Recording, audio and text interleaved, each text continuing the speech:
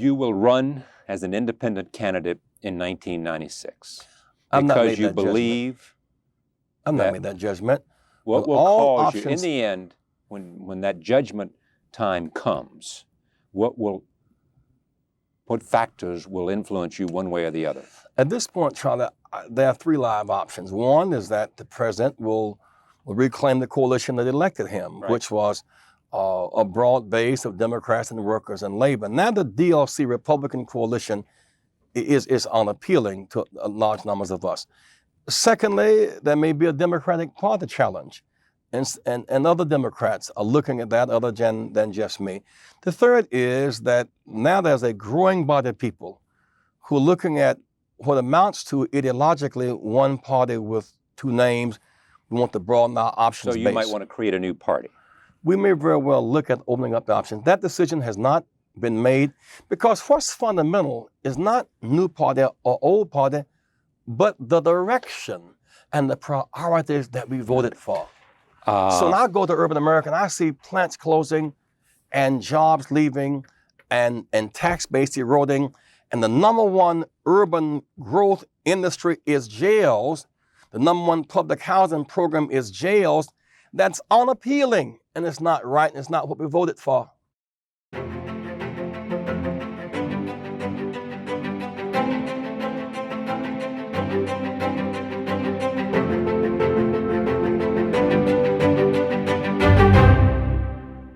Jesse Jackson was with Dr. Martin Luther King Jr.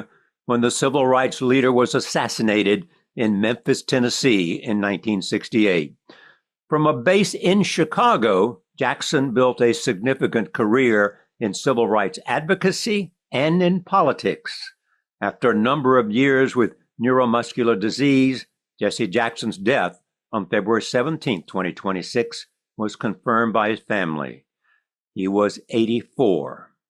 After the assassination of Dr. King, Jesse Jackson used his oratorical power to become a force on issues of race, economics, and presidential politics. He used the call of Keep Hope Alive. America will get better and better. Keep hope alive. Keep hope alive. Keep hope alive. Jackson made the case for his Rainbow Coalition at the Democratic conventions in 1984 and in 1988.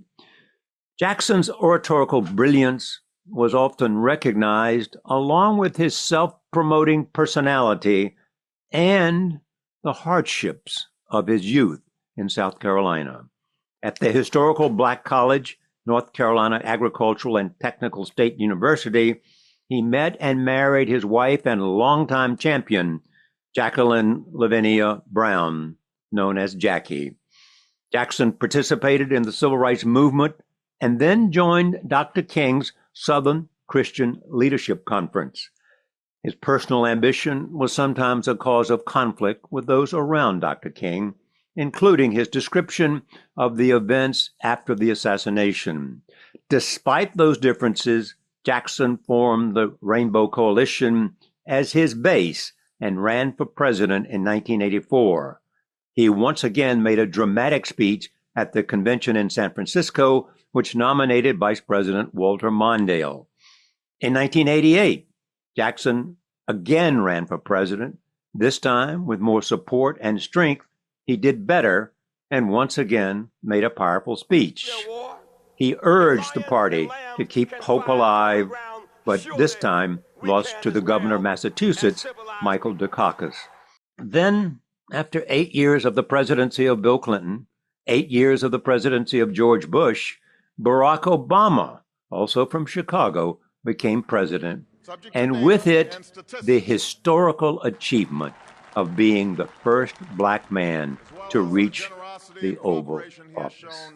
After the Obama election, Jesse Jackson continued to campaign on his issues until his 70s, when ill health restricted his mobility, but not his advocacy of his convictions.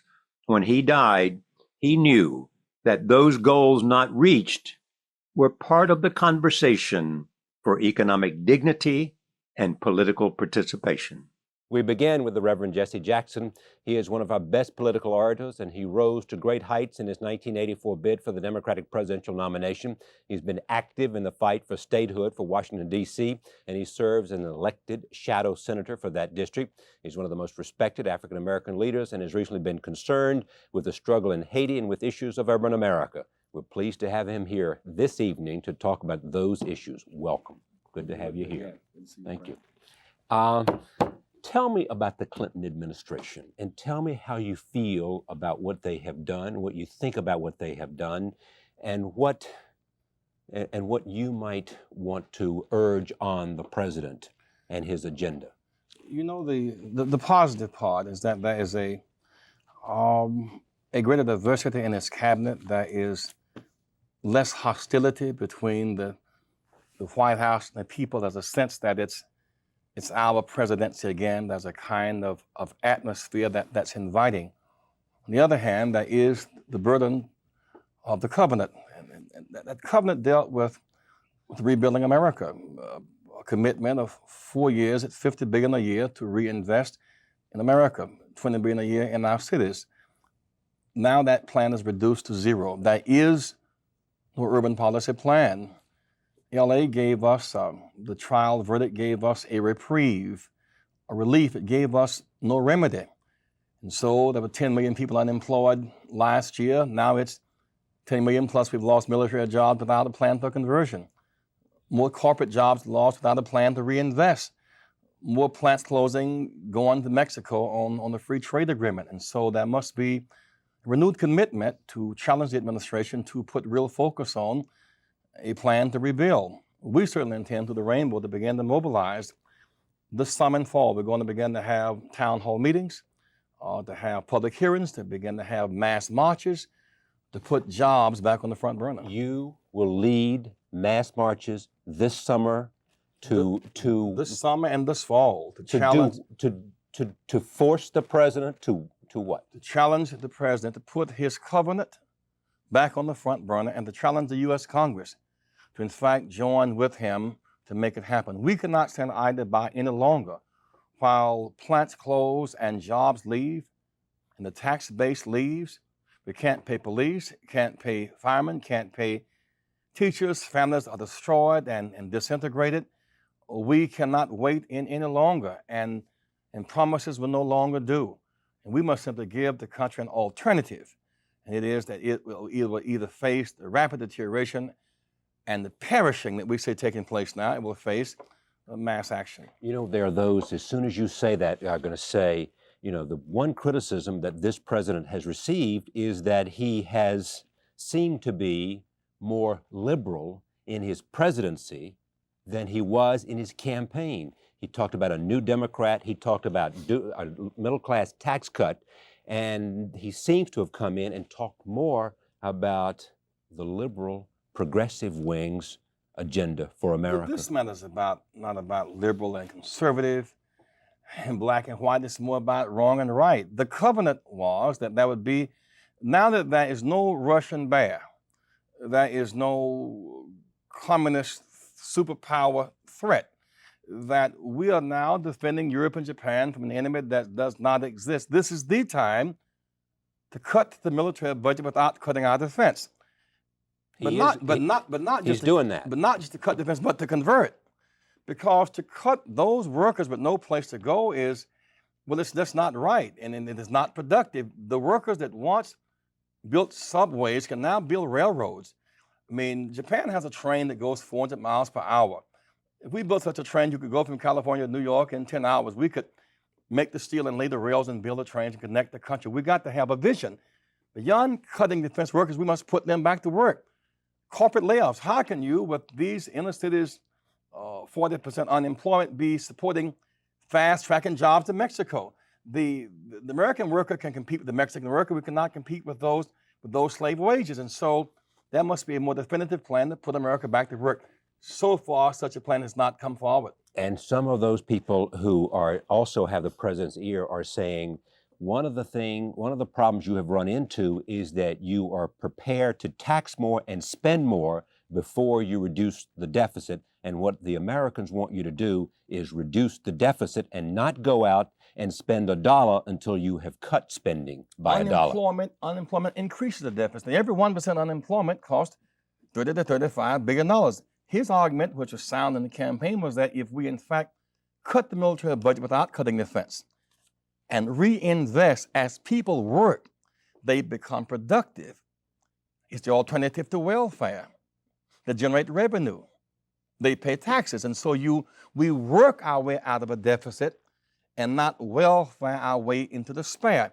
It costs more to keep people unemployed than to employ them. It costs more to jail them than to educate them. And so that vision of reinvest in America is a sound economic proposition, and it's morally right. It must be fought for. But you are also, to do that, it is inevitable that you're going to have to raise taxes. And that's what you were telling the president to do, to go out and tax the American people more and spend, because there's not enough money from the defense, reducing the defense budget as proposed by the president, to do the kind of plan that you want to change America and put America to work. There may be some difference between spending, as they call it, pork barrel, and investing in people, which was his basic argument. After all, one case he made during the campaign was there are 10 million people unemployed, and we do not have an American the ways. And when parents cannot work, they cannot educate their children. I tell you, Charlie, you look across the river here in Connecticut, the richest state per capita in our country, Bridgeport, Hartford, New Haven, three of the top 10 poorest cities in the richest state. In those cities, they spend on those children $5,000 a year to educate them. And they're closing schools. They don't have the money. But they're building jail cells. They're building 6,000 jail cells at $85,000 per cell. It costs less to invest on the front side. Prenatal care, head start and daycare on the front side costs less than jail care and welfare on the back side. We must not give up the fight to put America back to work. How many meetings have you had with the president since he was elected? One. Are you disappointed? Well, so far, that which we One? expected, we've had one meeting. Alone or with the group? I had one meeting alone with him. How long? Maybe 30 to 45 minutes, Right. but I don't think that is the issue, how long we've met. Well, it's an issue because a lot of people wonder, where is, this president's response to Jesse Jackson? Because his relationship to you became part of the campaign dialogue, as you know. Not because you wanted it, certainly not perhaps because he wanted it, but it was because it became part of the campaign dialogue. And now people raise the question, where is, what kind of accessibility do you have to this administration? Are they listening to you? Or are you now out of the mainstream because, in a sense, this president may say, I don't know that he says this, I was elected with the help of a lot of other people, and you don't have the same pull, the same influence as you might have had with another candidate? That's not the case. I mean, I campaigned in 42 states for this president. We did registered voters. We did hard work for the campaign. The real point is not our relationship; it's his relationship with the covenant that he made with the people. For example, we know that the people at Guantanamo Bay, Cuba, they should not be. That is illegal. It is immoral. It's against his promise. These are the HIV-infected people. Well, some of them are HIV and some of them are not. But they're there not because they are HIV. They're there because they are political refugees. We can't send them back to Haiti because that's illegal. If we lock them out, that is immoral. We've never used a blood test before. It's always been a political flee for your life test. When Cubans come in, escaping for their lives, they don't have to take a blood test. To be sure, it's now 180 people left in Guantanamo, guarded by 360 soldiers. And so it's illegal and it's cost inefficient. If he would just end the Guantanamo crisis and focus on returning Aristide, which he is now doing, I think a positive step. Now, the idea of returning Aristide, restoring democracy with an economic package, that's on track. Just cut the Guantanamo dimension and make it real. His South Africa policy, just this past weekend, I was a part of a delegation that he sent to South Africa to Oliver Tambo's funeral. Right. It's a big statement, it seems, for an American president to send a delegation. Who led the delegation? Secretary Shalala, okay.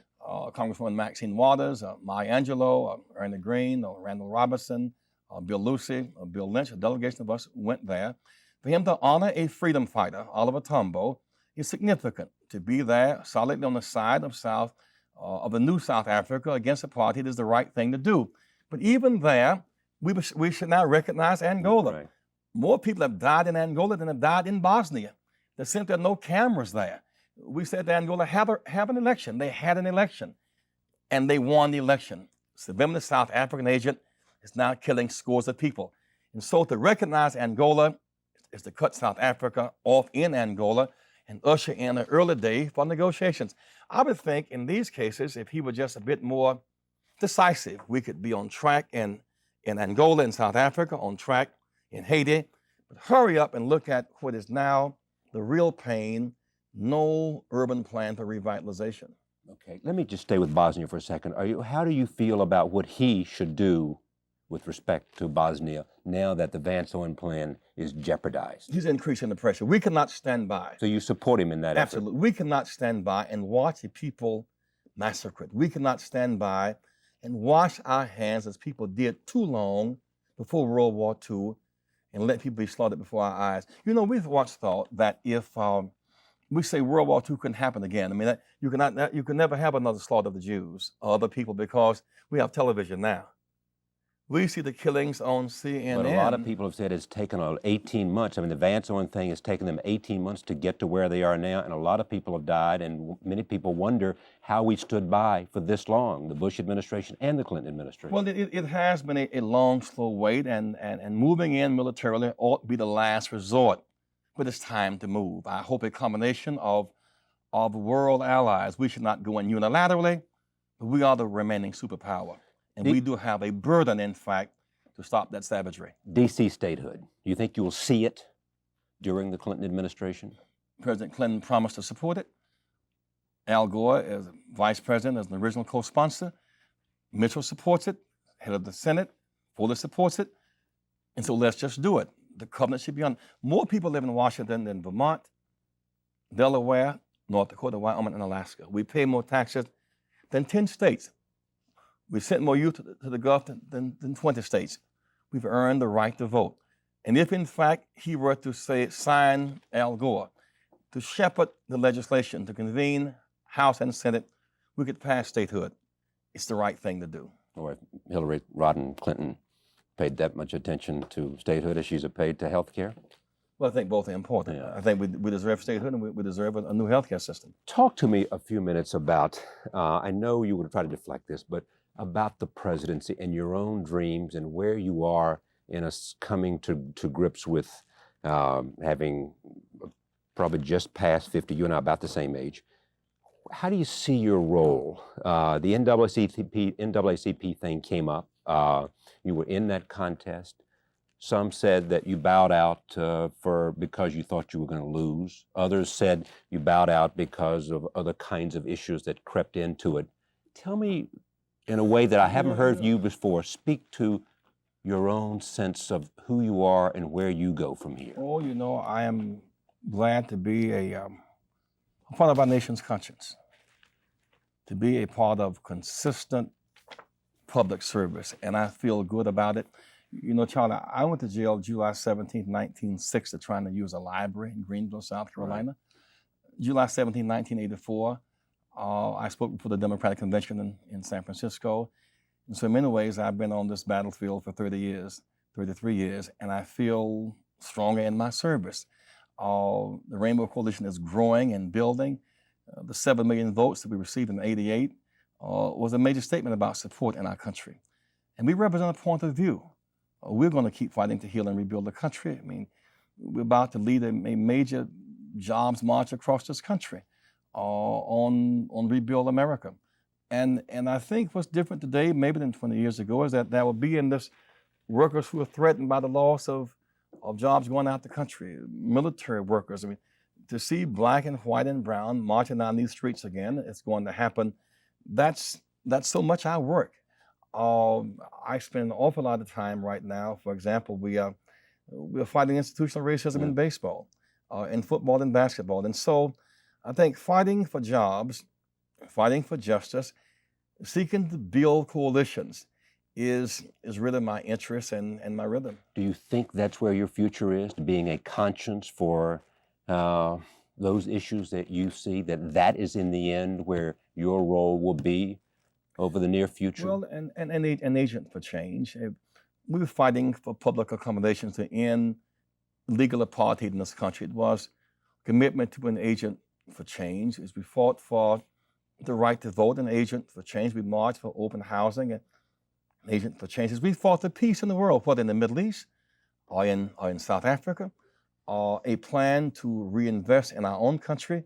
That is our work to, in fact, move the country toward the moral center. The political center may be too corrupt.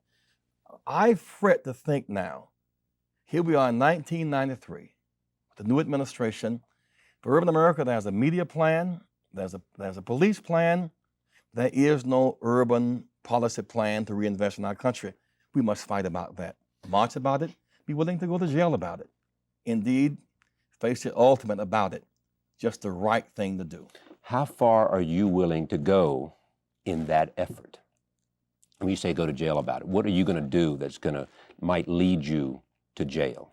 Well, we went to jail just yesterday in National Labor Relations Board. A woman named Earl May Wallace in Earl, Arkansas, who were trying to organize textile workers. They invited us into the plant, the Rainbow Coalition, to help them.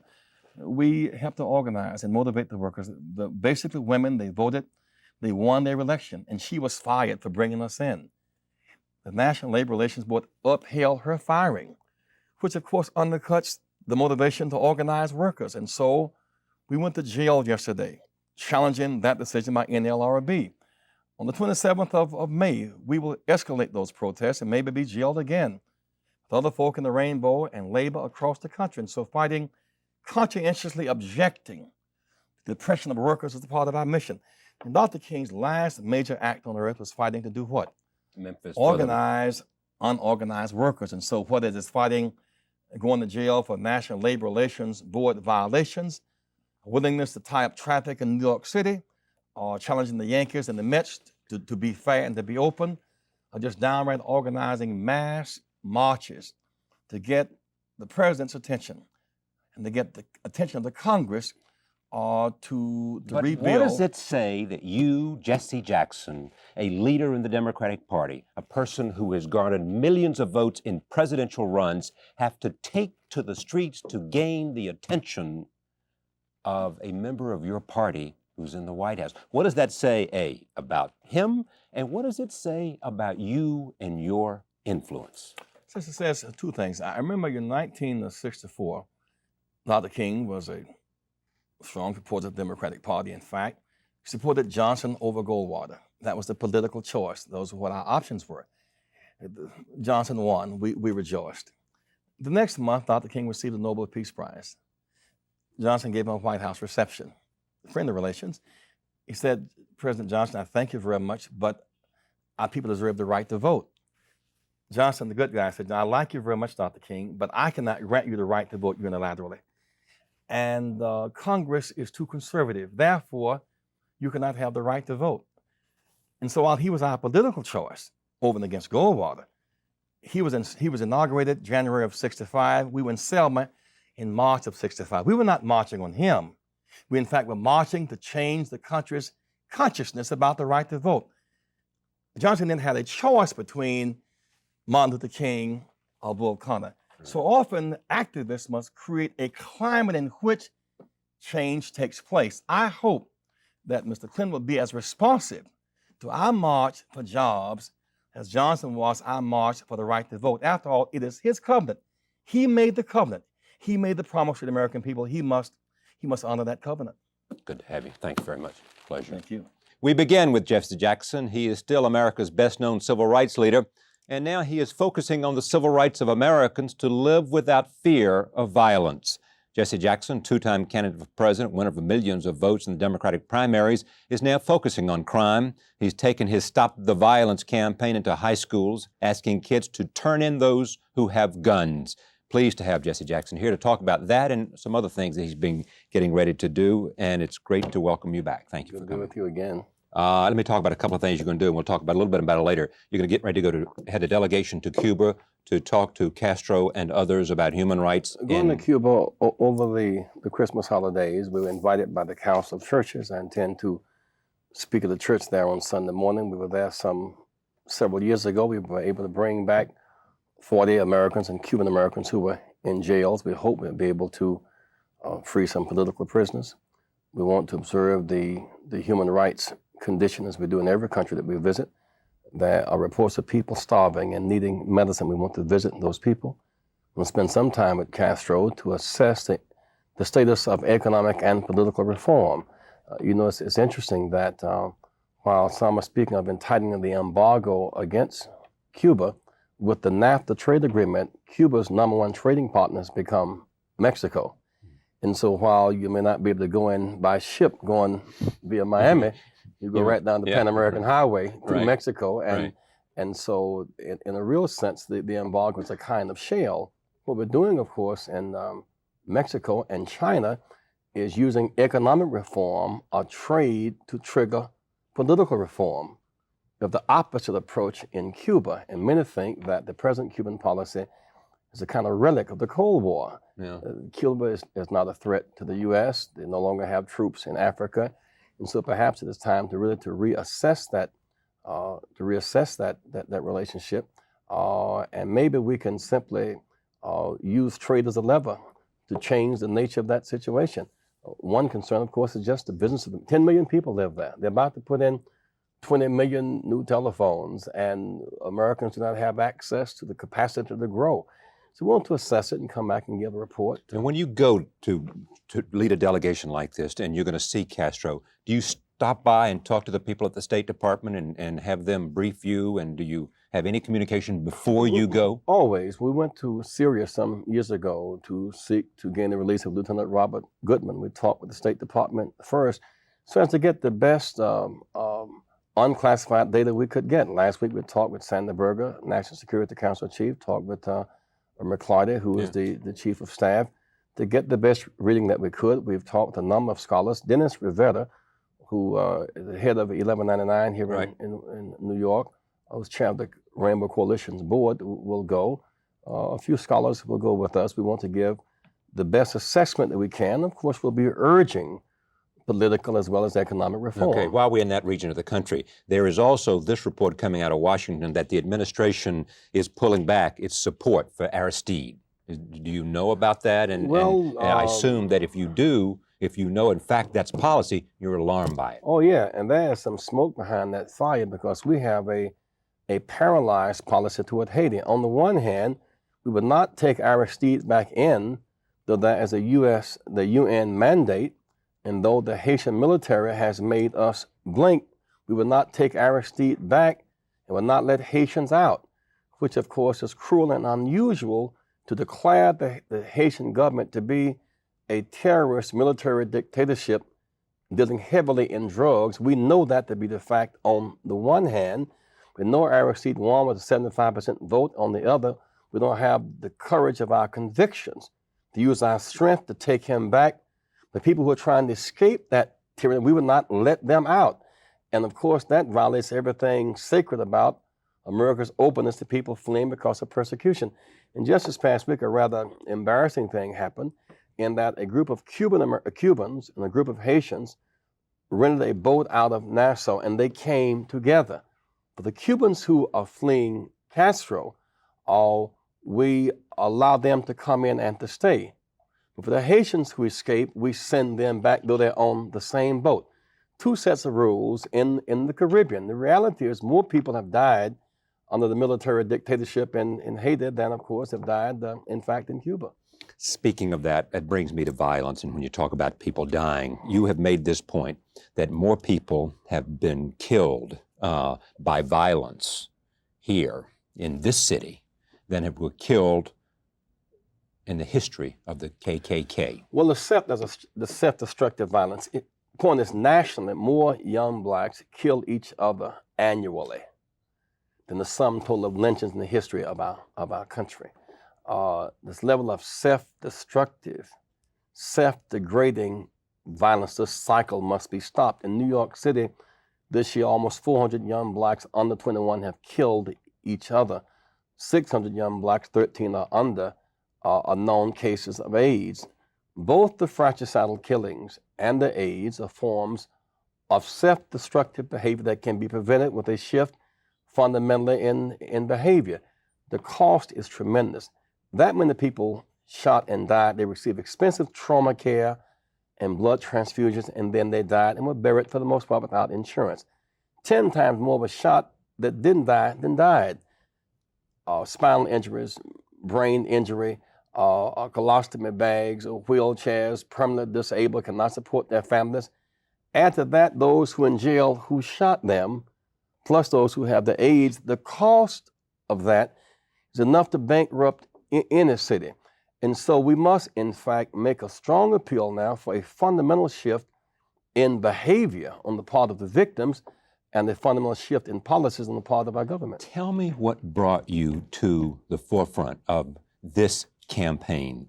Was it some realization one day you got up? Because it is a continuum of your effort to speak to especially young African Americans, and you've been doing that through for decades, and talking about pride, and talking about esteem, and talking about teenage pregnancy, and talking about drugs. But all of a sudden, you're now at the forefront of this campaign to stop young Americans from killing other young Americans. It is our burden to speak to the issue of our day. I went to jail July 17th, 1960 in Greensboro, in Greenville, South Carolina, trying to use a library. I'd been denied access to the library, though my father was a taxpaying citizen and a veteran of World War II. And so in 1960, we went to jail over that relevant issue. In Greensboro, North Carolina, we went to jail because we were trying to use a restaurant. The issue was denial of public accommodations.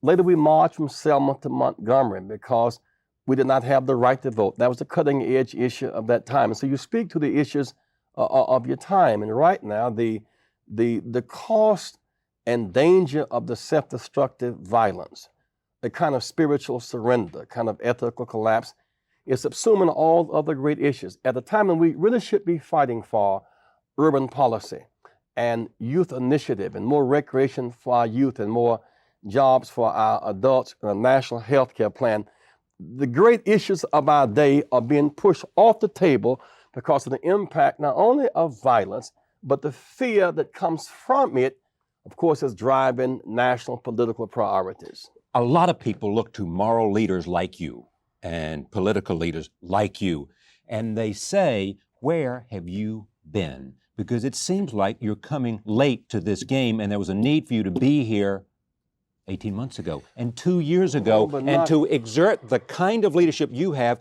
which gives an umbrella for people to say, we have got to speak out about this. And it's not a question of racism, it's not a question of other things, it's a question of the loss of a generation of young Americans. But you know, we have been raising the moral, ethical, spiritual questions down through the ages. Of course you have. And so we've never stopped. You know, even as far back as 1976, we were going to our schools dealing with the impact of drugs and the teenage pregnancy epidemic. During the 2 presidential campaigns, I would often go to high schools. The press would say, why go here? There are no immediate votes here. They cannot make political impact. I say, but today's high school seniors are tomorrow's teenage parents. They're tomorrow's workforce. So we've had a focus on it for a long time. We've kind of evolved from the teenage pregnancy crisis and experimentation, say, with marijuana, kind of post-Woodstock era, now to cocaine and crack and the glorified use of guns to enforce. So we've never known before this level of greed and drugs and violence and indiscriminate killing, and it's glorified by mass media to the point whether you're in Manhattan, Kansas, as it was 2 weeks ago, right, or Manhattan, New York, it is that the same cultural ethos of violence and drugs and guns has simply pushed its way to center stage because it's now driving our national mindset. You said something that also captured the attention, and I'm not sure what you said, and I want to understand it clearly on this broadcast. When you were quoted as saying that when you hear footsteps behind you, if you turn and it's not a young black man, or a group of young black men, you were relieved. You know, Well, is that what you said, and yeah, what did you mean, the and why did you say it context- now? The context of it, and on our block, we live in Washington, a block from Howard University. 4 young blacks have been killed on our block in the last year. 4 young on your block. On our block, 3 young men were in a car, 5 in a car. 2 in the front seat turned on the 3 in the back and blew their brains out. My wife was out emptying the trash. We were preparing for our son graduating, coming home from college, and one young man ran past him, another behind him, and blew his brains out. So she saw a murder committed right there in front of her saw eyes. it. The grocery store owner on the corner was shot, and someone broke in the second story of our home. In the context of that unabated violence, now that some whites are beginning to move in the neighborhood, there is a kind of different attention on security and police, and people say there's almost a kind of relief to see the abandonment over maybe whites coming means a change. I could very well say in that neighborhood, to see whites coming means perhaps a social cultural change. On the other hand, I could be in Garden City, or where whites Garden are City, Long Island. Garden City, Long Island, where whites are marching outside of a church, referring to me as an animal when I was calling for peace and redemption rather than revenge. And so I would be relieved to see blacks coming because of the attitude of whites. But whether you are in Garden City or whether you are in Washington, the level of violence and the killing without conscience and the commercialization of violence is overwhelming us, and we simply have to stop it. It is driving people into polarization and fear, and we never go forward by fear. We always go forward by hope and backwards by fear. There might have been a time, though, if you had said that I'm relieved if I see some young black men, that you might have been reluctant to say that. A, because some of your fellow African Americans might have said to you, wait a minute, brother, you can't speak that way. Now, has something changed that gave you the courage to say that and feel like you had to step out because of the presence and the strength and the reputation you had within your own community? I have gone to jail enough. I have marched enough. I have faced threats enough. I lived high risk enough to be able to speak with the assurance that black people know I care. Right. And I care enough to try to alter a pattern of behavior that's undercutting every legitimate aspiration that we have. And we know there's a double standard. For example, all the focus now, say, on young black rap artists and violence. Look at Guns N' Roses wearing Charlie Manson T-shirts. Absolutely. At the same time, there was all the focus about Ice-T and cop killing. The big movie that year was Terminators and Schwarzenegger and the high-tech killing of cops. And while Ice-T was being damned and condemned, Schwarzenegger was being taken into the White House, glorified as a national fitness champ. So we know that there is a double standard. But there has also been criticism of violence on television and in the films. And people have included Schwarzenegger in that, but your notion of a double standard is on target. It is because, you see, much of the rap reflects reality. After all, young Philip Parnell in Teaneck, New Jersey was shot in the back and killed by 2 white cops, and that was no rap record. And the white police who shot him were being glorified and rallied around with T-shirts on the steps of City Hall. Don Jackson, a young black policeman in Long Beach, California, was driving down the road, had a camera in his car, and the white police pulled him over, handcuffed him, and rammed his head through a plate glass window. This preceded Rodney King, and somebody took a video of that, as I remember. Indeed, and so when the rappers rap about painful, ugly reality, whether it is songs of protest or songs of defiance, it is entirely sound. When it moves from defiance into degradation, right, and begin to refer to our women as whores and bitches and our people as niggers, that's the line that must be drawn. But the reality is... But why wouldn't you put, what I would also include, clearly that's a line that ought to be drawn in terms of people raising up to say censor yourself. Indeed. But are you also include that in terms of rap artists, whoever they are, that call for cop killings or speak out about kill a cop and those kinds of of lyrics that have aroused That's so dangerous. much. That's dangerous. It's not right. But shouldn't you put that in the same category as the rap lyrics that Of condemn course we do. women? I mean, let us not forget, some years ago, Mick Jagger put out an album called Some Girls. Yes, he did. A line in it's all black girls want to do is F all night. We protested that too. That was dismissed as a kind of freedom of speech issue. Now it has come full scale.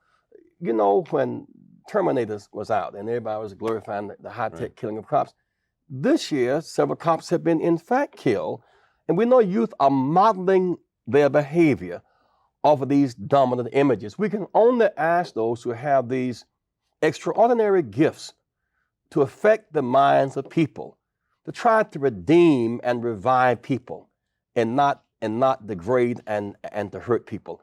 It's really a moral appeal. At a time when we need to be protesting lack of jobs and health care and houses and opportunity, to be recycling our fears in the name of speaking to reality is not good. A couple of things before I move on. The incident on the LIRR, the Long Island Railroad, and you criticized a man from Queens who called the perpetrator an animal. It's never good to refer to human beings in demeaning terms. He was What if he was referring to that conduct, to walk through a train and to be shooting people and to killing, 6 of them, or I've forgotten the number right now. Oh, that is an animalistic. That is sick behavior. It was more sickness than racial. There was no racial plan. It's an expression of madness. But you know, in Garden City, there's a guy named Joel Rifkin, Right. who killed 8, cannibalized 17 people. They called him with one of the dead victims in his car, not very far from the police department. He was not referred to as animal. And so all black people are really saying is play the game by one set of rules. Here's the guy, Joel Rifkin. Remember that? I'm amazed at how the New York press, the tabloids, didn't kind of dig it up. Here's a guy, killing 17 people, a serial killer. And so killers, mass murderers are sick people, and some of them are hateful and mean people. But do you doubt that the person who called the man on the LIRR, the Long Island Railroad, an animal, might also, if given the chance, would have called Joel Rifkin an animal as well, because his crime was equally heinous? He did have a chance. He had the first chance to refer to him that way, but didn't and should not have. And when public officials take these kind of be tough positions without disciplining their tongue, which has so much power on people, the fallout hurts people. For example, I went to speak at the church out there. I called Dean Morton, a friend at St. John the Divine, and said, I want to visit the church on Sunday morning to In show, Garden City. in Garden City, to show some sense of remorse, to show that we should be building bridges and not walls. You wanted to show remorse, or you wanted the community to what? Both, and to make an appeal to people to build bridges and not to throw bombs. Because while a talk show host can talk that talk and arouse people, Garden City and Hempstead, essentially a black community, are borderline neighbors. And whites have to walk through that black community. And blacks have to walk through that white community. And God forbid somebody white or black in this charged atmosphere is, say, trying to catch a bus 10 o'clock at night going to work or coming home from work, or some young black is walking through Garden City going home, or vice versa, then you really can provoke a racial killing if, in fact, leadership is advocating name calling. So the name calling is beneath the dignity of leadership. There is some burden upon us to discipline our tongues and in a time of crisis, direct people to some solutions. We went out there and spoke at that church. Then we met with leadership, black and white, and urged them to start a healing process or a bridge building process, and do not allow the actions of a sick man to bring well people down into his snare. All right, let me talk about you're going to have a conference, the Rainbow Coalition. A commission has been created, chaired by Bill Cosby and his wife, and Camille Cosby, and a number of people from the African American community are part of this. What do you want to accomplish? Give me some sense of what you think can be done as you direct your energies towards this enormous concentration on violence. January 6th to 8th, they're having this conference in Washington.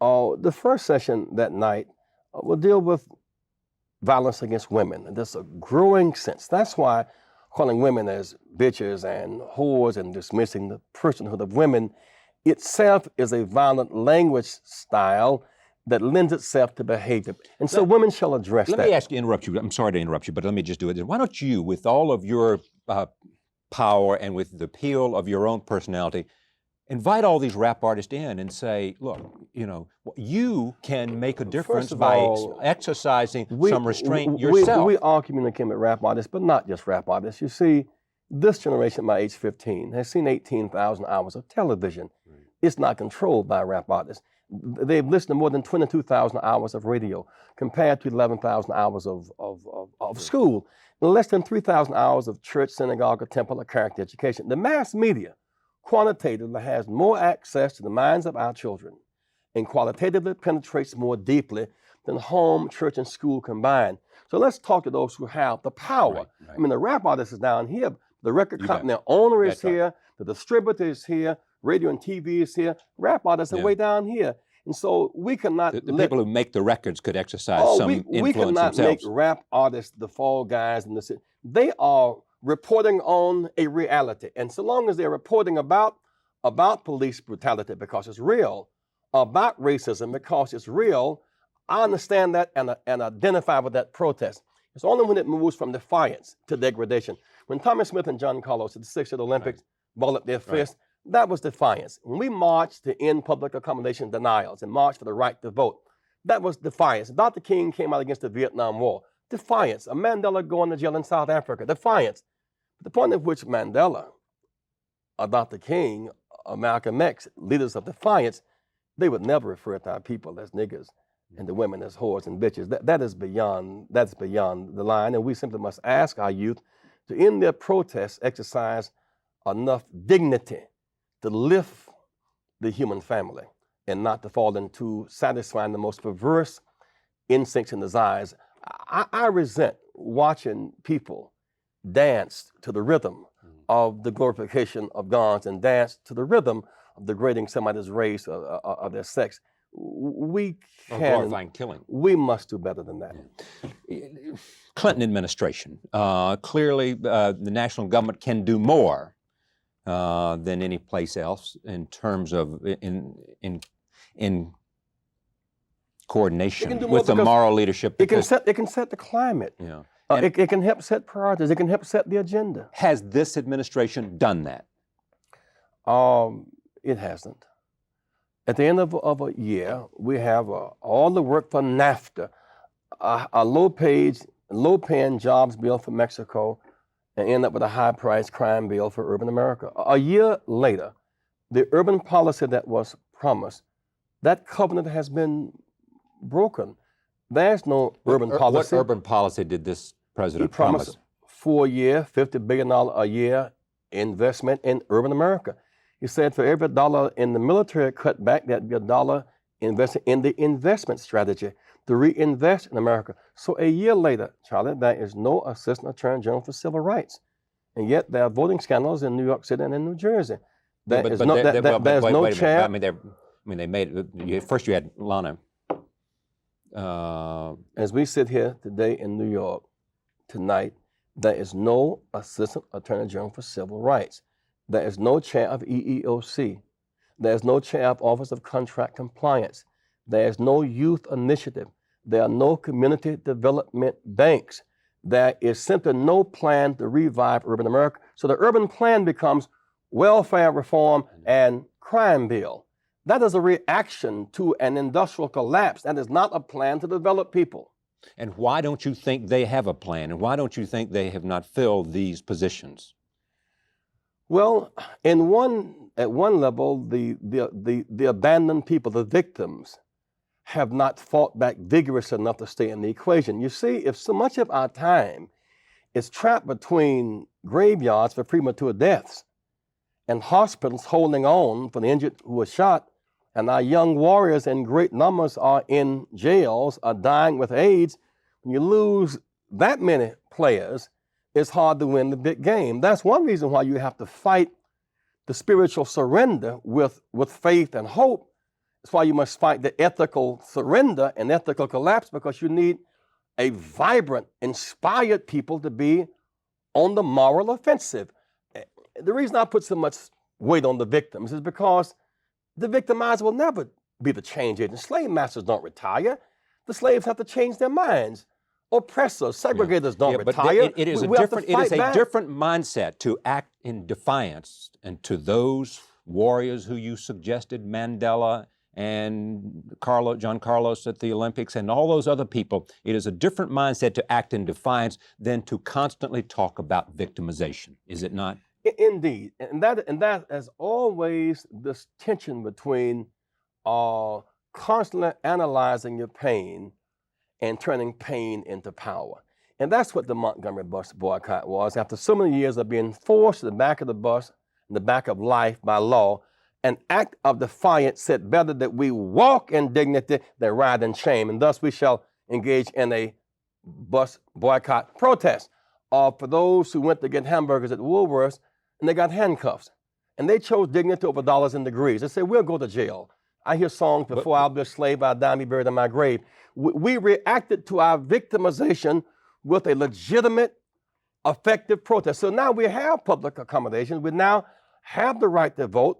We have access to universities at levels we've never had before, but it all came out of morally offensive Do you protest. believe that there is any mood in this country now for you or anyone else, any leader who wants to assert a protest, a defiance of the direction of the national government with respect to urban policy that would generate any significant, A, appeal to people to come and rally behind that cry, and B, chance of turning around national policy? The initiative to shift government priorities will not come from the government, but the victims, those who are locked out, must initiate that change. It could very well mean, for example, in a place like New York, it could very well mean, since we see more and more one party but two names, the issue of ballot access, of opening up the political process, forcing the political power to compete for the voters. You know, one way that athletes began to get more money is that when they became free agents, when they became less predictable,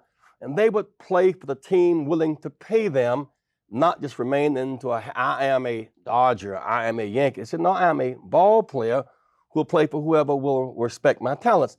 Politically, as we mature, we must begin to relate to, deal with those willing to respect our votes and respect our talent. When was the last time that you had a face-to-face conversation with President Clinton?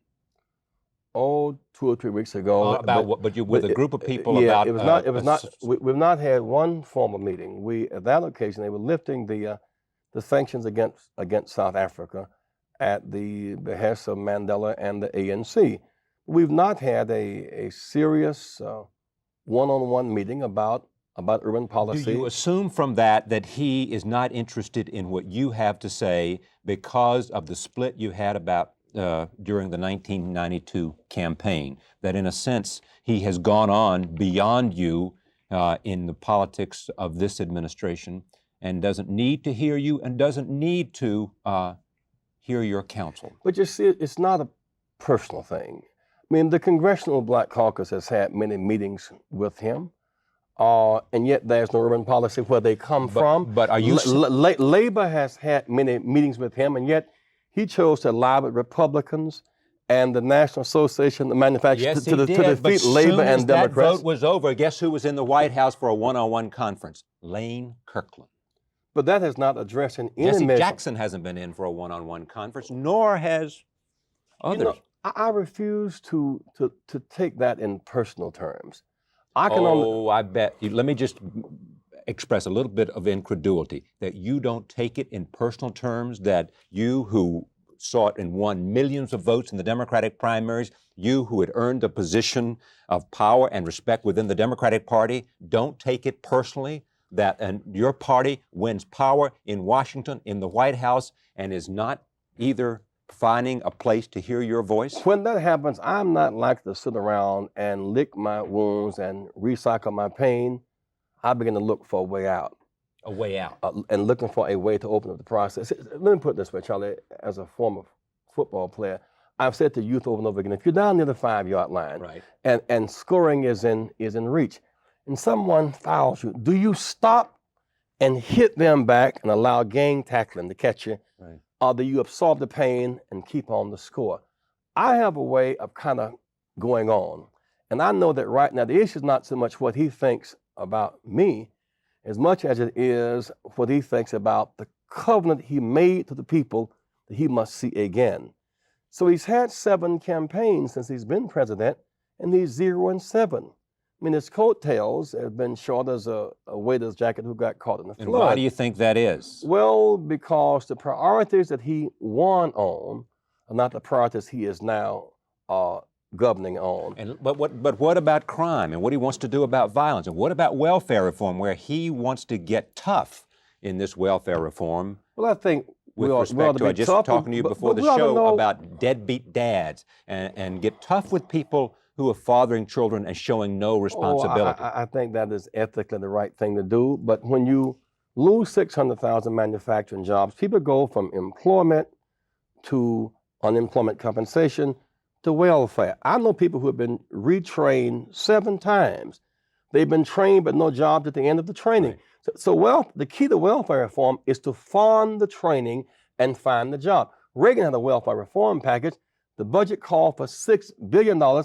He funded it at $1 billion. So no matter how much you hop on welfare reform, basically mothers and children, if after 2 years a mother with 4 children cannot find a job, Yes. you put her where and do what with the children? That's my question. What do you do after 2 years if she can't find a job? Do you continue the benefits? And what is the responsibility of the state to her and her children? Well, if she can find a job and that is daycare provided as is a part of the plan, it's a good proposition. But if you're not going to fund the training and not going to fund daycare and not going to find the job, you're just blowing smoke. On the other hand, the crime bill. Well, we know that we should have a tough crime policy, but the alternative to rising crime and welfare is jobs. Charlie, it does not take much brains to use the public's money to build a $100,000 jail cell at a cost of $24,000 a year to maintain it. It takes more brains to create a job, which is an alternative to jails. I would hope, for example, in our conference, we're going to recommend, why not turn a 1 million-person jail system into a massive university and begin to train those who are in the jail with all this idle time, all this pent-up energy, so when they come out of jail, they become out unlike the way they went in. They're 92% functionally literate, you know? And so they come out as brick masons and plasterers and plumbers and electricians. They come out literate with a skill. They'd be different than people who went in that jail in the first place. So let's be creative. Do you need 100,000 more police? Or, for example, do you redeploy 100,000, for example? Well, you know, you might need some more policemen if you look at what's happening on your block in Washington, D.C. All right, for example, let me give it what I mean by it. Do you need your more wife doesn't have to see more- somebody's brains more blown out. police or more policing? For example, Okay. many of our police and professionals, while they get their money from the city, they live away from the areas. So, for example, if in a given area you had 500 police could move in this area and get 25-year loans at 4% government secured, you're not making them move in by law, which is a constitutional question, but with the economic incentive, if the police became neighbors and added to that tax base, the so-called enterprise zone, suppose in that enterprise zone, did you add 25-year loans, 4% government guarantee, they begin to attract people in to lift up the base of that All right, community. I got to get to a couple of issues. One, give me a grade for President Clinton, though, as he completes his first year in office. Well, you'd have to give him a C. And this high grade comes from it comes from You're being generous with a C? I am. The diversity of his cabinet is important. It looks more like America.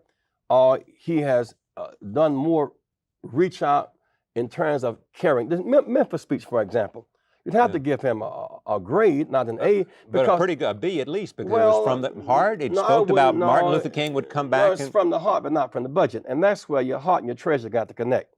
Because the two of them make, for example, whereas there are problems and young blacks are killing each other, and that's everybody says, amen, that's the right thing to do. But anybody can give a whereas speech. What we need from the president is the use of his power for a therefore. Whereas there are problems now, ministers, I will offer, if I can get 100 ministers Yeah. who are, and this is what we're doing, 100 ministers who mentor 10 youth each a year. That's 1,000 Yeah. times 56. Ministers, I need you and judges to develop a national mentoring program. Where, therefore, a national youth plan. All right. Therefore, more recreation for our I- youth. So we need from him policies and priorities and programs, not just observations. All right. But you don't quarrel with the observations, do you? It's a sound observation, but then the word has to become flesh. All right. I got to get out of here, but let me ask this one question. You will run or not run for president in 1996? Well, I've not made that decision. All right, but you're thinking about it. No, what we're going to open up an office, a rainbow office in New York next month. Yeah. What we're studying is a ballot access in several states to open up the political options and make the process more protective of more people. Is it possible that your time has come and gone, and it's time now for someone else to step up and take the leadership that you have exercised? Man, there's always room at the cross. There is no shortage of space for people who want to risk and sacrifice for change. There's always time for people to step. If anybody wants to take this risk of fighting for change, there are enough schools for caring people to speak in. There are enough fights to be fought. And what I like about this age, frankly, is that there are more and more people, whether it's Reverend Al Sharpton, or whether it is Congressman Rangel, or Congresswoman Maxine Waters, or Dennis Rivera. Well, how about Kurt Smoke, the mayor of Baltimore? How about Kurt Colin Smoke. Powell? Colin Powell, or whether it's the new mayor of Detroit, Archer, or Right. Campbell. So the point is, there is always... Bill Campbell from Atlanta? Bill Campbell. There's always room at the cross, but you can't wear it, you got to bear it. All right. And that separates those who want the sheep from the goat, those who want to fight from those who want to fuss. Thank you. Okay, John. Pleasure. You got a point? I did. You and I got it. We'll be right back. Separate the sheep from the goat. Maury Sendak is here. We'll be right back. Stay with us. Good to have Jesse Jackson join us for this conversation. Be right back. The book is called It's About the Money, How to Build Wealth, Get Access to Capital, and Achieve Your Financial Dream. The author is not some hedge fund manager or some junk bond salesman. It is the father and son team of the Reverend Jesse Jackson and Congressman Jesse Jackson Jr. of Illinois. The book is a self-help guide to joining in the nation's record-breaking prosperity, a move the Jacksons feel is critical to true empowerment for working-class Americans. I'm pleased to welcome both of them to this broadcast. Welcome. Great to see you. Thank you, Charlie. Great to see you again. I want to start with this. You've got to be proud. You look across this table here, this handsome, smart, young congressman. He has been blessed with opportunity and has taken advantage of it. And I must say, really, that while he is the most visible of our children, Santita is doing very well as a professional singer. Little Jackie is working on her medical and advanced degree at Tennessee State. Yusuf is a lawyer, University of Virginia, now a businessman. Jonathan is also a businessman, all of them with their advanced degrees. We've been blessed, but I really must give much of the credit to their mother because I've spent so much time trying to create a climate and traveling and moving and in high-risk ventures. And it was the mother who was the anchor and the nurturer of them, and we're very proud. It's a good feeling. It really should be. So your mother was there, huh? She was the anchor back in Chicago when... Absolutely, no doubt Was about all- that. And but we had a wonderful example of a man who came home to raise his children, who was concerned about his family, and endowed in each of us a sense of commitment, a sense of public service. And each of us, in our own way, has tried to build upon Jesse Jackson's legacy. We're very proud of that. Did you go to St. Albans? I attended St. Albans. So you sent him to fine schools as well, Well, you know, and part of the which is where motivation- Albert Gore went And to the school. motivation for sending him, which really was his mother's decision, was when you're as visible as I have been over these last really 40 years now, children, when they are too close, can be seared by the heat of it all. If they're close enough, they can get the energy. Too far away, it's cold and miss you too much. So that delicate balance. And being Jesse Jackson Jr., you pick up and you lose stuff that you should never have gotten, or you should not have lost. And so by going to St. Albans, where he is in a competitive environment and not, as it were, under the constant light of a dominant, very visible father figure, that was good for him. And a school where, among other things, the emphasis was on development, not on clothes. Everybody wore blue, blazing gray pants. And so he was in a challenging environment, and he survived and did well in that environment. How are you different, the two of you? I don't know if we focus on 55 years. Yeah, at least that many. I don't know if we focus on our differences. He is from the prophetic tradition. I am a elected representative of the people of the 2nd District of Illinois, and I try to represent their economic interest in the United States Congress. I have a 100% voting record in the 5 years that I've been in Congress. I've never missed a vote from the very first day that I got elected. And I fight very hard to change the economic reality for people that I represent. Reverend Jackson's vision and interest is much broader than that. He covers a considerable amount of real estate in our country, and his voice is very necessary. The top 11 businesses on the south side of Chicago and in the 30 cities outside of Chicago that I represent only employ about 11,000 people. The economy in my district has been growing at -2% for the last 18 years, even in light of this tremendous economic expansion. And so my constituents, by and large, are hardworking people.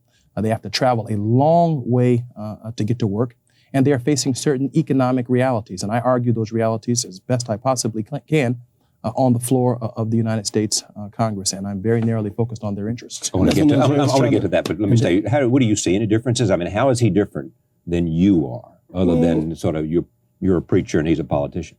Well, his education level, his technical education is superior to mine.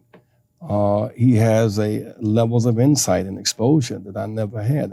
After all, he is a U.S. congressman. He sees life from that perspective. But in many ways, we are extensions of each other. It's not so much the difference as it is his becoming congressman allowed us to expand the tent. It's not 2 tents. It is a bigger tent. And within that tent, one can look at the same glass of water and see different things, but it's the same glass. And so we try to work together with what's common is the quest to even the playing field, the quest for social justice, the quest to build a multiracial, multi-character society in which all, the included and none, are left behind. Those values, I mean, you can always have numerators that separate, but the common denominator has to be values. Okay, and in other words, in changing times, there must be some changeless values. But in sharing these values, have you come to different means of obtaining them? A clear one would be this book, for example. While I saw the Wall Street Project as the 4th stage of our struggle. It is a symphony has 4 movements. And if the first movement was to end slavery, the second to end legal segregation, the third, the right to vote, the 4th is access to capital. You can be out of slavery, out of segregation with the right to vote and still starve to death. Here's what I don't get. I mean, and maybe there's no answer to this, but this is so obvious. I can't believe that any conservative, any liberal, anybody would be opposed to this. This is part of the engine of Made America. But you see, is the utilization of capital. But everybody is for the great struggles in retrospect. I mean, in retrospect, everybody's against slavery. Right. Everybody's against segregation. Right. Everybody's for the right to vote. But but in terms of opening up Wall Street, seeing that ghettos and barrios and Appalachia represent underserved markets, not just by black, white, and brown, it's underserved markets, underutilized talent, untapped capital. So when I see the kind of a broad stroke of that, Jesse says, while we need more community reinvestment, while we need a government that underwrites a health care plan, people must be able to manage and microwave their financial resource and harness them. So he says we need to write a book on how to, this is a primer, how to buy insurance, how to buy a house, why choose equity and buy the house over rent. So he brings to that a level of sensitive scholarship. I still may be doing what I'm doing, writing press releases. He said, we got to write a book. All right. But the how-to, you spent a good portion of your life knocking on the door saying, let's do more for minority employment. You've been all over this country and all over this world attacking discrimination, attacking the absence of minorities in positions of power. Yes? Indeed. You see what's And this is something different, though. This is basically saying, this is not saying there's the absence of minorities. You're basically saying, here's how you get it, right? Charlie, I happen to believe that, and I know Reverend Jackson shares this, that the economy is the hearing aid by which all Americans hear all dialogue. And how they're situated in the economy, that is, what kind of college education they have or graduate school education, depends upon whether or not they can hear a different language, who is communicating that language, whether it's a Democrat, a Republican, a liberal or conservative. How they feel in their home about their personal lives, their personal finances, is an indication as to how they might vote and how they feel about themselves. Now, I am not suggesting that we are economic determinists, but there are millions of Americans who are not participating in the economic boom that many politicians are speaking to. And I would suggest that that's a significant reason for the disconnect. Why aren't they participating? Well, 45 million Americans who don't have health care, and that number has increased essentially 10 million from 33 million when Bill Clinton was elected president, is a significant economic question that should be debated between Democrats and Republicans because it's a factor for why millions of Americans are not voting. The housing dilemma, the education dilemma are tremendous reasons why millions of Americans cannot hear the current dialogue about taxes, about housing, about free trade. They can't hear the dialogue based upon how they're situated. And I want to make one other observation.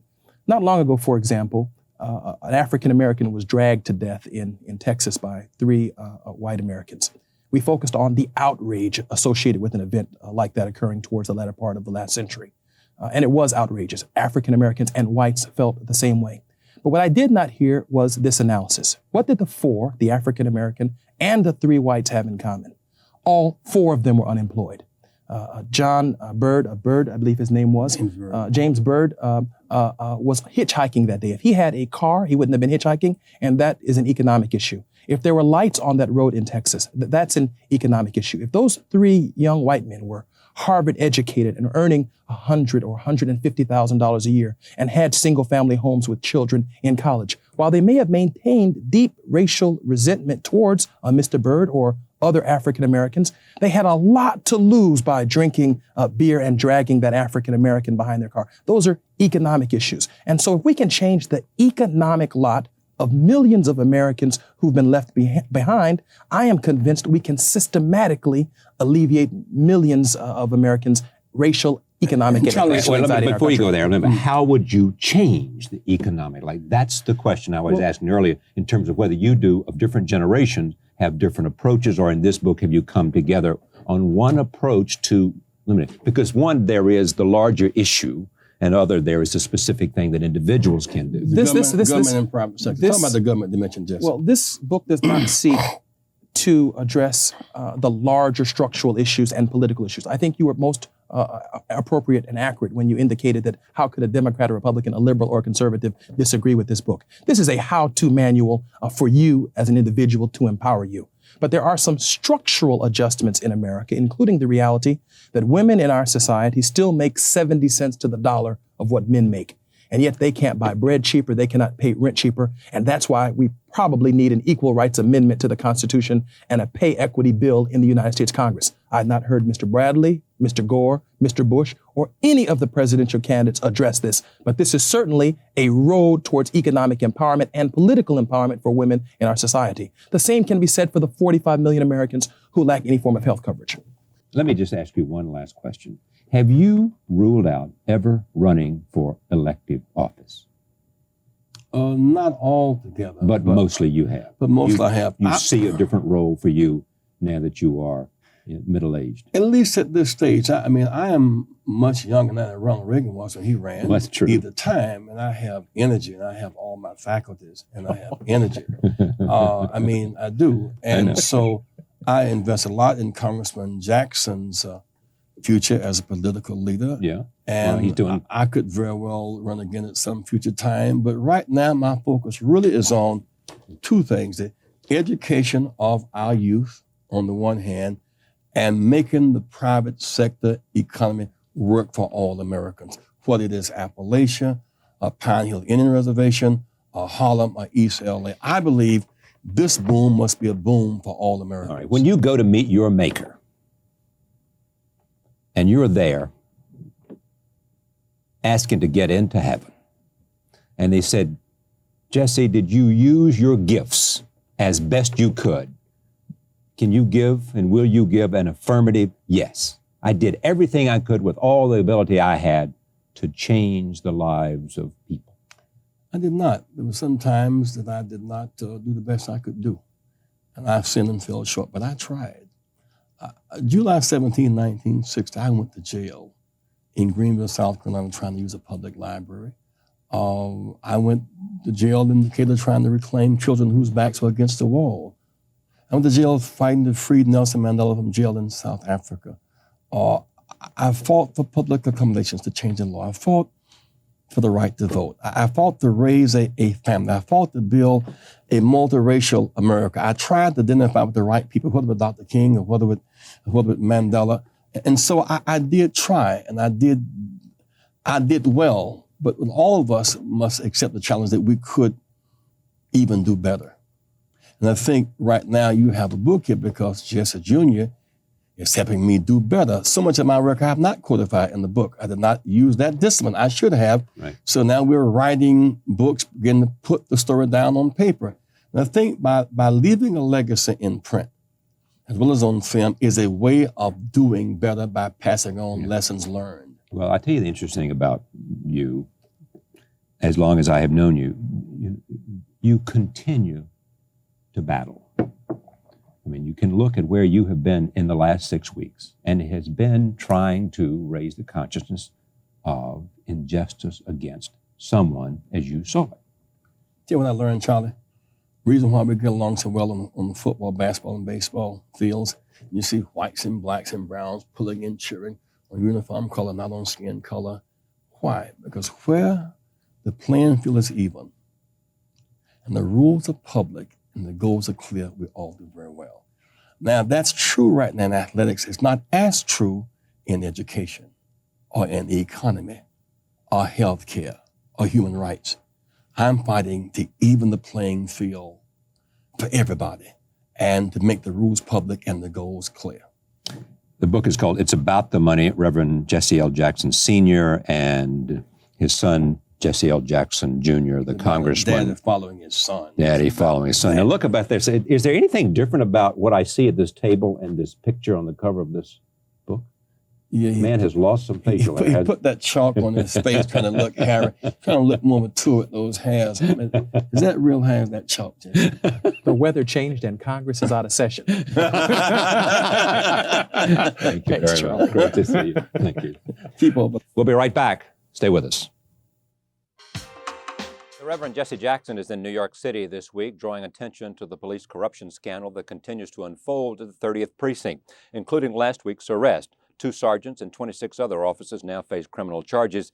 Jackson has also been monitoring the situation in Haiti and the U.S. military effort to restore democracy there, and I'm pleased to have him back here to talk about these and other issues. Welcome. Good to be back. You seem subdued. Why is that? You know, I'm almost traumatized by the impact of 30 police out of 120. 25% of a precinct in Harlem on the way to jail for drug dealing. The youth have been drug running, the police have been drug dealing. When there's no distinction between cops, and robbers, the cops become the robbers and discredit the entire judicial system, we are very vulnerable. There are many people, for example, who have been sent to jail because of their testimony. They'll be free now because of tainted testimony, and perhaps some of them shouldn't be, but technically they will be. And furthermore, today we met with Mr. Morgenthau, and there is zero budget in the 5 DA offices in New York to fight police corruption. Once the Mullen Commission was disbanded, the $3.6 million that was to be distributed among the 5 was not. So the only reason why Morgenthau is making some breakthrough, Charlie, he's taken $1 million and diverted from some other crime-fighting programs to fight police corruption, because when police headquarters become the drug distribution centers, all these laws. And so there's a tremendous challenge here to Mayor Giuliani. This stuff took place under his watch. And there is zero in No, it his... didn't begin just All the investigation. recently. The investigation began by Police Chief Kelly and Dave Dinkins. Right. This is the unfolding of the Kelly-Dinkins era. But in this year's budget, there is zero money for the 5 DAs to fight police corruption, and no distribution of the Marlin Commission money to help in this effort. And so given the impact of this 100,000 more police, there is the assumption that that means more security, not drug dealing and setting people up. And so we have to look at 100,000 more police coming out of the crime bill. 100,000 more police come out of the crime bill. And so, and given how insecure people are, the assumption was 100,000 more police meant that much more security. Well, it's not the case. And I tell you, it goes to the depth of the Roman civilization when institutions of this magnitude crumble because of greed and corruption, and our youth look upon the police cynically. But what's your point here? I mean, we've had corruption in this city and in other police departments around the country. There are a lot of cops that have been on the take before, and also, it should be said, at the same time, that there are a lot of very hardworking men and women in police forces across this country. Let me hasten to say that the police who are not guilty of this, who are made vulnerable by this, they have the moral obligation to in fact expose those who do it. The Mullen Commission said the police were incapable of policing themselves. That simply has been ignored. And so we are appealing to other police, right-thinking, do-right police, do not betray us through silence. Drive drug dealers out of the police departments of the country. But what's your point? I mean, why is the Reverend Jesse Jackson coming to New York from his base in Washington to focus on police corruption at the 30th precinct? Because as we travel around the country urging our youth to stop the violence and to stop drugs and turn their guns in, the youth say we can't turn our guns into police that they are dealing, not just in New York, but other places around the country. So if I say to you, you know, the drug center in New York and Harlem is the police headquarters, you say, Jesse, prove it. If I can't prove it, you say you're demagogic. So if the youth call me naive and you call me demagogic, I look foolish when in fact it's not my foolishness, it is the corruption. And when the Klan, Charlie, they covered their faces with sheets. They had shame and cowardice. When you cover your chest with a police badge and betray the oath and public trust, that's when water's coming in at the bottom. The Titanic did not sink from the deck down, it sank from the bottom up. And this is frightening.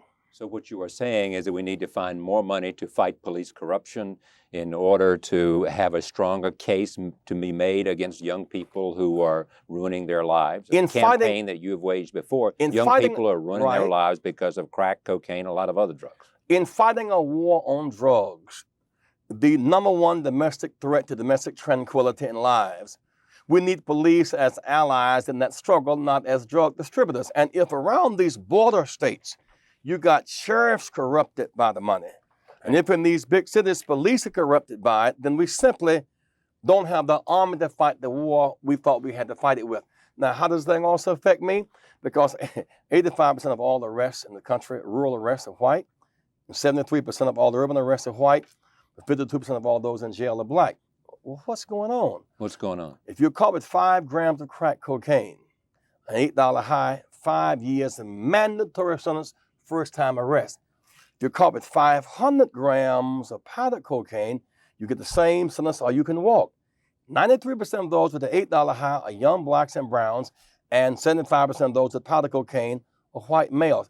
And it may explain why there are more young blacks in jail than in college. Is crack cocaine, in your judgment, a more dangerous drug than powdered cocaine? No, there's no scientific evidence in terms of its impact, in terms of what it's doing to people, in terms of... Well, first of all of it's sickening and morally wrong.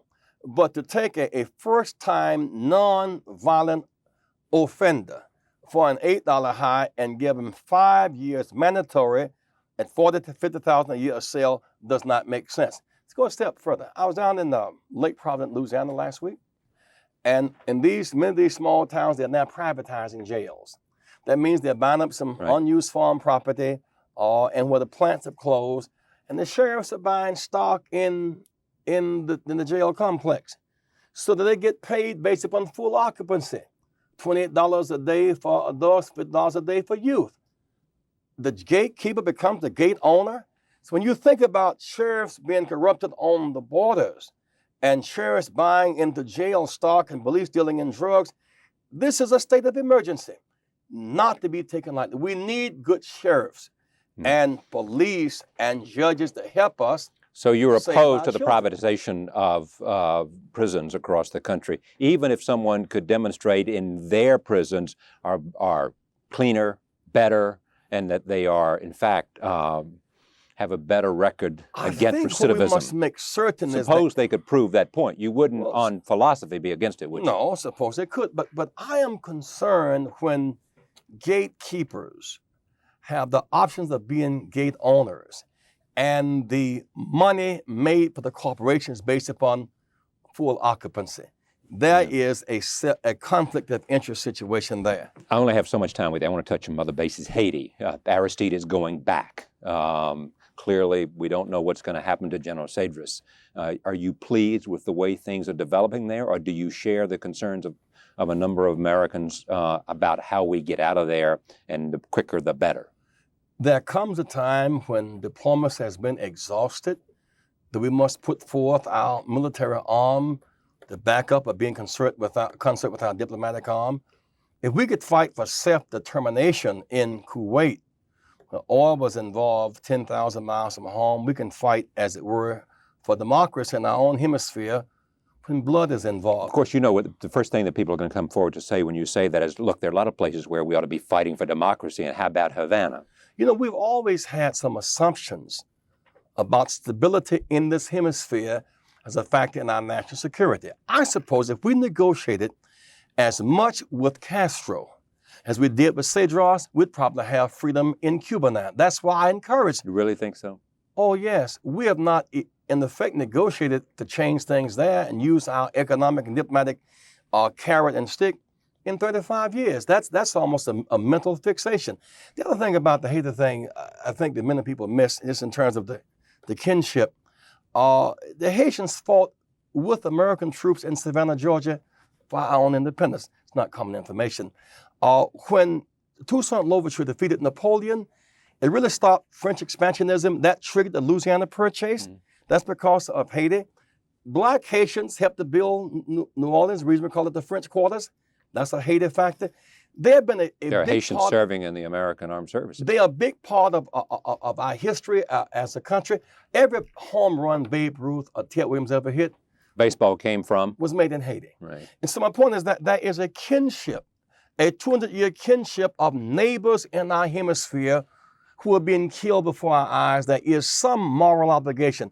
How we But treat how long do we leave American servicemen there and servicewomen there? the reason why we should not set a definite cutoff date, while our object is to move them out as soon as possible, a definite cutoff date is not good military strategy or judgment. Now, why are our troops being received so warmly there? Because ordinarily we would be going on the side of the Cedrases, of the ruling families. This time, we're really on the side of the masses. Aristide got 72% of the vote with 11 people running. So we really are not invading Haiti. We're there on a rescue mission, and we're being received very warmly. I only cut you short because we expressed some of these ideas in your last appearance on this broadcast. Let me move to politics.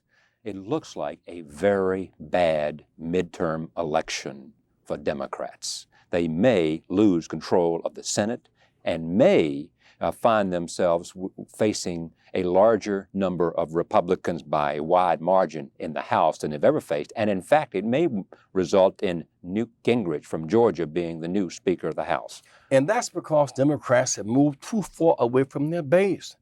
After all, there is essentially no urban policy. We promised an economic stimulus, community development banks. None of that has happened, so the cities, by and large, are not inspired. That's essentially a Democratic vote. I don't hear anybody saying the reason I'm voting against is because there was no economic stimulus package passed in the first months of the Clinton administration. That's because there's the assumption that's prevailing that you have voter apathy. I think it's voter alienation. We voted for economic stimulus. Right. We get a deficit reduction and austerity. We voted for a labor law reform. We get NAFTA. And so the base is not turning. In 1986, Democrats thought they was going to lose the South.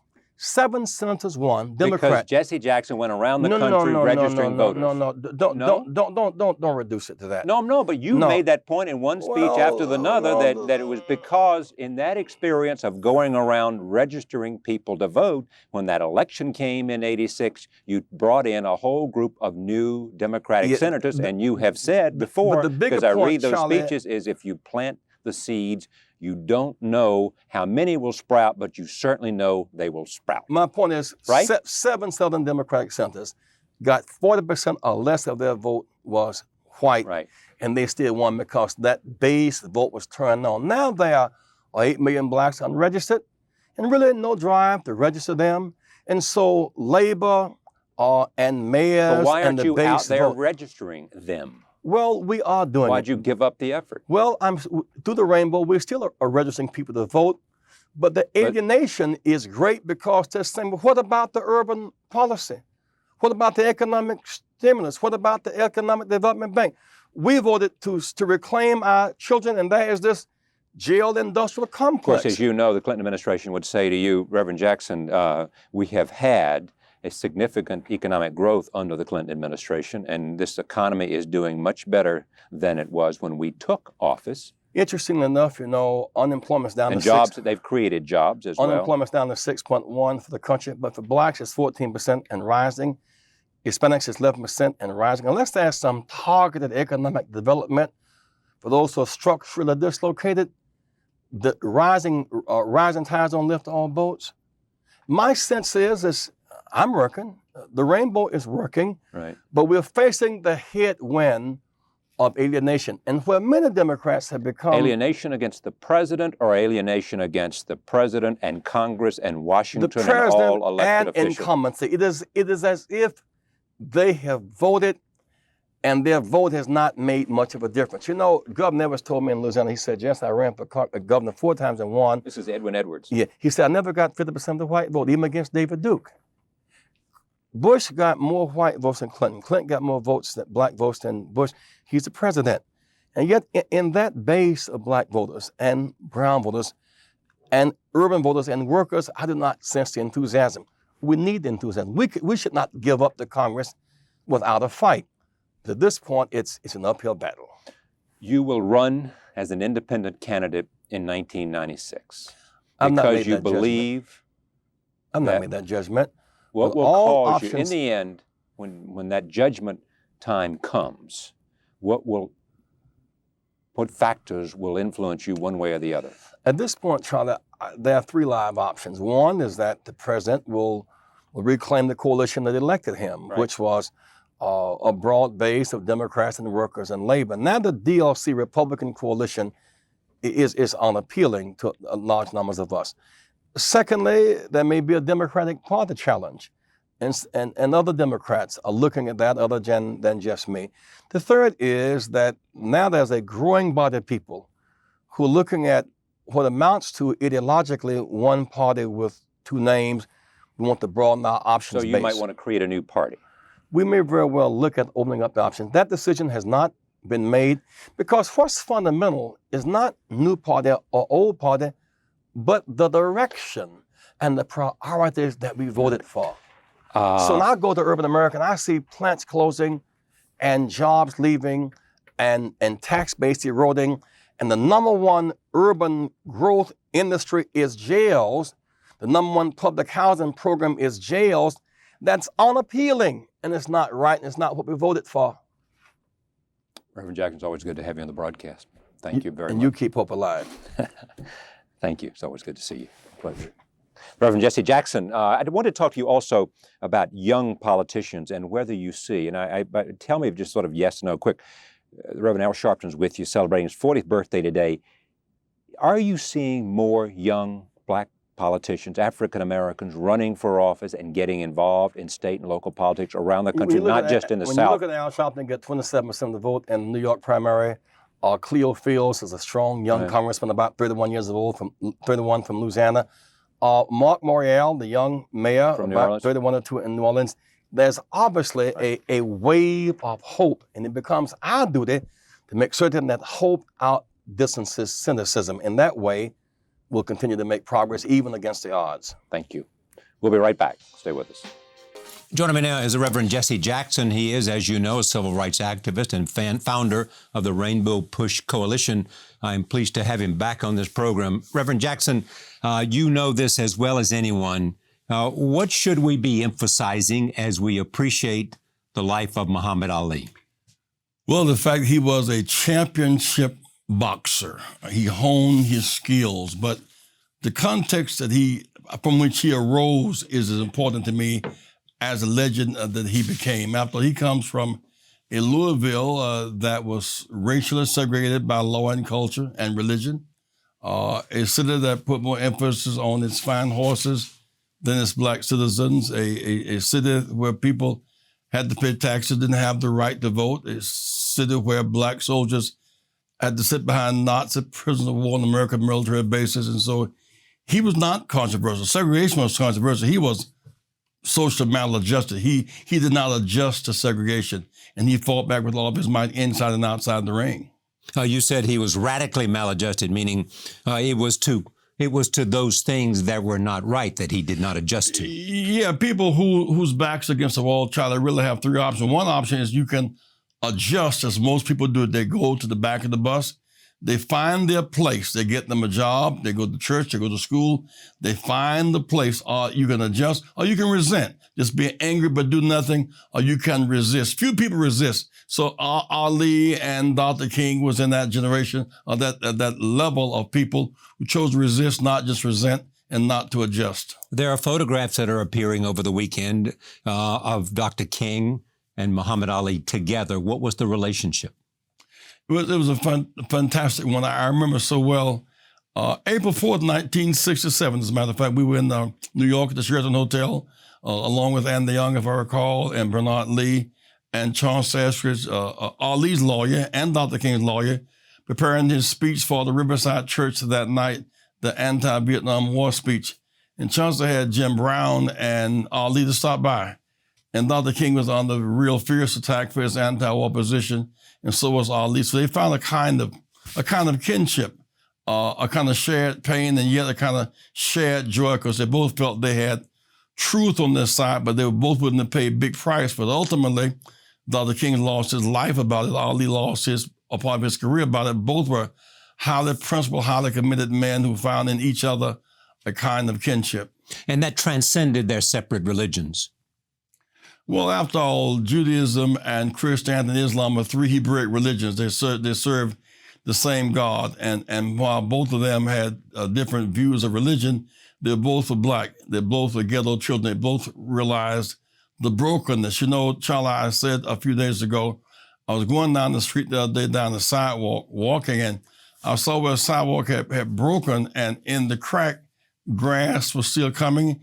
The sidewalk was designed, to keep the dirt covered up and to keep the mud away. But in the cracks, life came. And out of those cracks came a Muhammad Ali. Out of those cracks came a Martin Luther King. Out of those cracks came some of our most ingenious people who just refused to surrender. They fought back against the odds.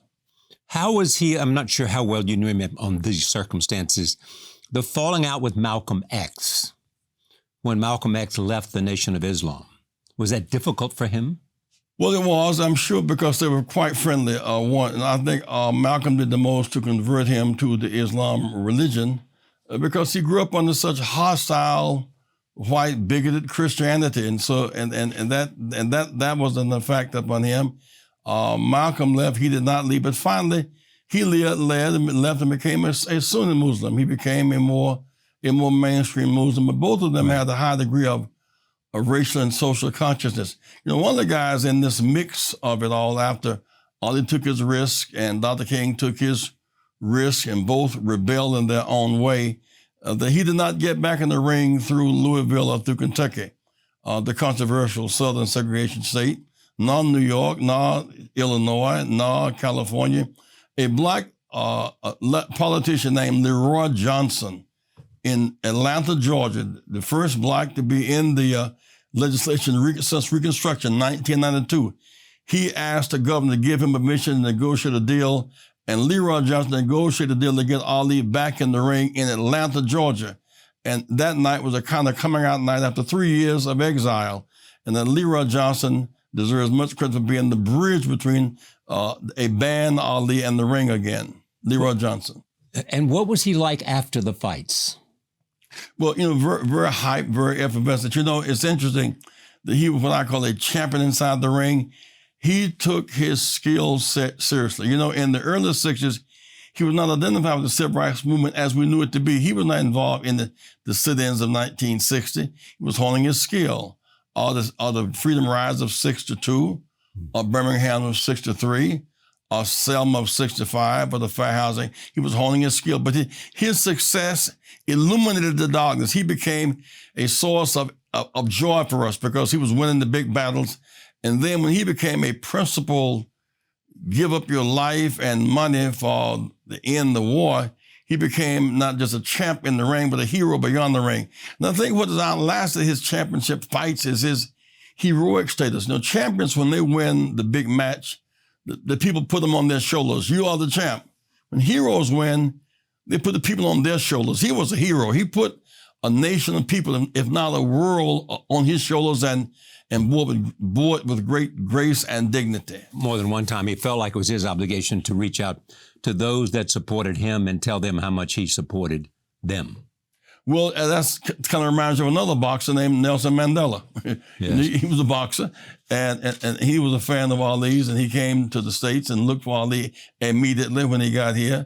And I remember him going to Cuba, and the American press said, "Why would you go to Cuba? You offend us." He said, "I don't want to offend you, but when I was in jail, Castro was my ally, and now I'm out. He is still my ally. Don't choose my friends."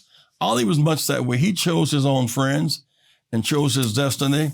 And in the end, his own sense of private dignity and social justice has prevailed. His views about the war and unnecessary wars, his view about black-white relations, his view about affirming all religions. I mean, the idea that here we are today about to go into another season of attacking Muslims and Mexicans by race, but what a dip we're taking in our body politic. Ali was way above that. That's controversial. Reverend Jackson, thank you so much. It's a pleasure to see you on this program. Thank you, Charlie. Back in a moment. Stay with us. Join me, become a subscriber to Charlie Rose Global Conversations, and make it a better experience. Click this link to subscribe.